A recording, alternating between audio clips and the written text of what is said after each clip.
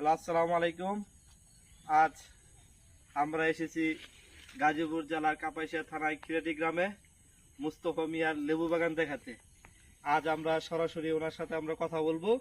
উনি এই বড় বাগানটা কিভাবে তৈরি করছে, উনার কত টাকা খরচ হয়েছে, উনি মাসিক কত টাকায় ইনকাম করে লেবু বিক্রি করে। আসুন আমরা আগে লেবু বাগানটি ঘুরে দেখি। উনি আসলে ক্যামেরার সামনে কথা বলে অভ্যস্ত না, উনি আমাদের ক্যামেরার সামনে সরাসরি ভিডিওতে আসতে রাজি না। ওনাকে আমি প্রশ্ন করেছিলাম, আপনি কিভাবে এই লেবুর বাগান করার স্বপ্ন দেখলেন? উনি আমাদেরকে উত্তর দিলেন, উনি আগে কলা বাগান করতেন, কিন্তু কলা বাগানে বিভিন্ন বৃষ্টি ঝড়ের কারণে কলা গাছগুলো নষ্ট হয়ে যেত, তার উনি বিপুল পরিমাণ ক্ষতির সাধন হতো। সেদিকে দেখলেন লেবু চাষে সারা বছর ফল পাওয়া যায়, তার জন্য উনি লেবু চাষে উদ্বুদ্ধ হলেন, যা ঝড় তুফানে একবার বাংলো, এটা থেকে আরও পরবর্তীতে লেবু পাওয়া যায়।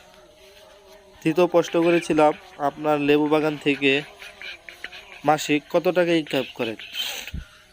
উনি যা উত্তর দিল, উনি সাধারণত হিসাব রাখে না প্রতি মাসে কত টাকা বিক্রি করে লেবু, কিন্তু ওনার সংসার চলে যায় লেবু বিক্রির টাকা দিয়ে। এইটাই আমাদেরকে জানালো। ভবিষ্যতে পরবর্তী আমরা ওনাকে প্রশ্ন করেছিলাম, আপনি ভবিষ্যতে কি লেবু বাগানটি আরও বড় করবেন কিনা?